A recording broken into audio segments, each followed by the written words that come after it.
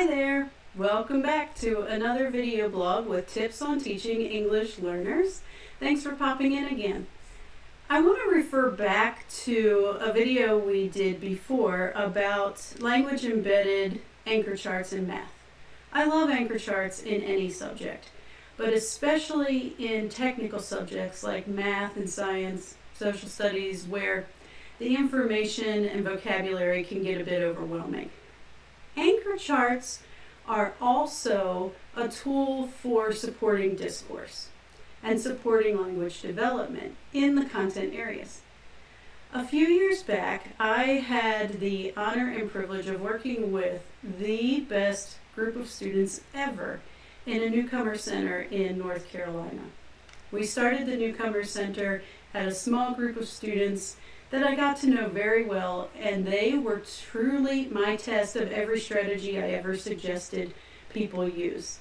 I had been out of the classroom for a while, I went back in, and I adored the time I had with them to fine-tune all the things we always said would work. I also had the pleasure of working with an incredible math teacher, Miss Cleaver, who co-taught with me in the algebra class. First, let me say, I am not a math person. I can function in math, and I can ask my own children a lot of questions when it comes to anything more complicated. Going back into the algebra classroom was quite intimidating, and I always joked with my students that they couldn't talk to me during instruction because I was taking notes, and I would get back to them and help them later. It became a really great model for note-taking, but it was an ongoing joke with us. So one strategy that Ms. Cleaver used all the time for her students was the use of discourse and language to really cement the concepts in algebra. So what I want to share with you today is a video that we took in my ESL class. These are proficiency level 1 students, brand new to the country, immigrant students coming into North Carolina public schools and taking algebra for the first time.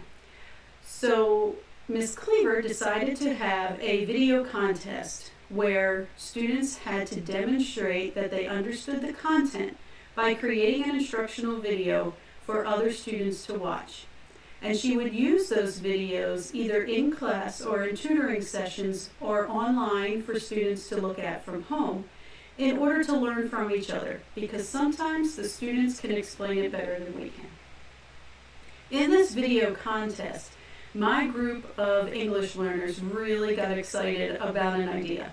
They wanted to create a video that showed native language supports, that showed that while math concepts are universal, math language is not. And they created a video demonstrating how to solve the problem they were given in various languages so that their peers would not only understand what it was like for them to be in algebra class, but would also be a support for others who came after them and spoke the same language. Take a look at what they did. Well, mostly I'm doing this mostly saying math can be done all around the world. Not just America, not just from everywhere. Well, we're mostly having 5 languages on this one. It is English, Spanish, Arabic, Thai, and Chinese. Susan reads 240 words in 1 minute. How many hours will it take her to read 480 pages with 600 words on each page? 240 كلمة على دقيقة. 480 بيج في 600 كلمة، نضربهن 288 ألف كلمة، حطها هنا، بعدين cross multiply. 240 x igual a 280.000 y 240 se divide en 280.000, x igual a 1200 minutos. 1200除以60等于20小时。That's fine.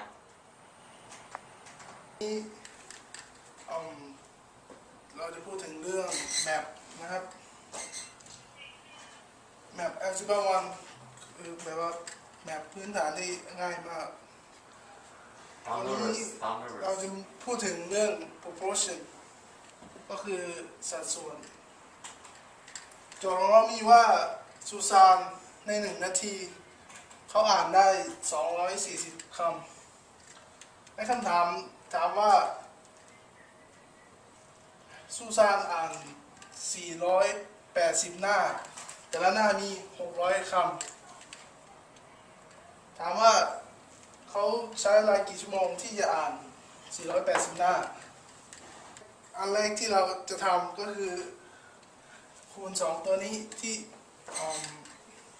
หน้าหนึ่งมี 600 คำเพราะฉะนั้น 480 หน้ามี 288,000 คำศัพท์เราก็ตั้งหาร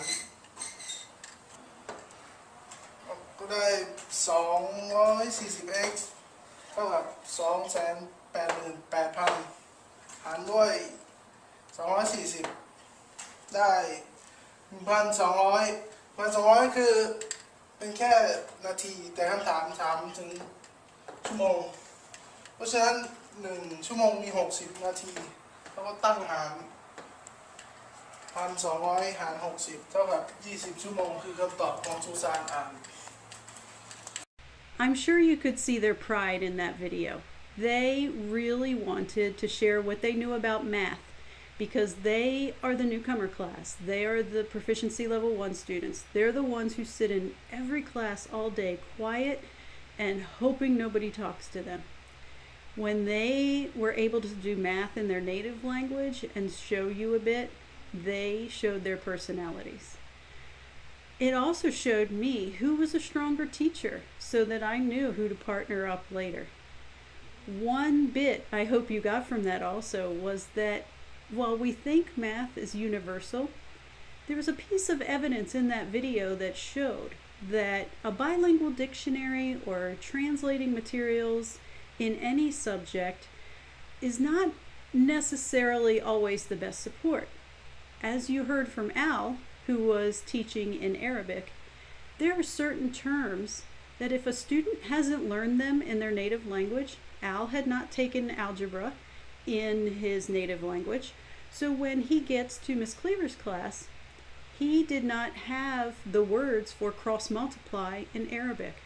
So even though these are proficiency level 1 students, you hear some English words pop into their explanation because the only concept they have for that term was developed in English. It's a very interesting language study there. I hope this gives you some ideas of how you can bring out the students in your classroom who are new by adding in some different kinds of activities. What a great assessment. You could definitely show what they know in this video without speaking a word of Arabic or Thai or Chinese or Spanish. They did a beautiful job, and I hope it helps you get some ideas for your students. See you next time.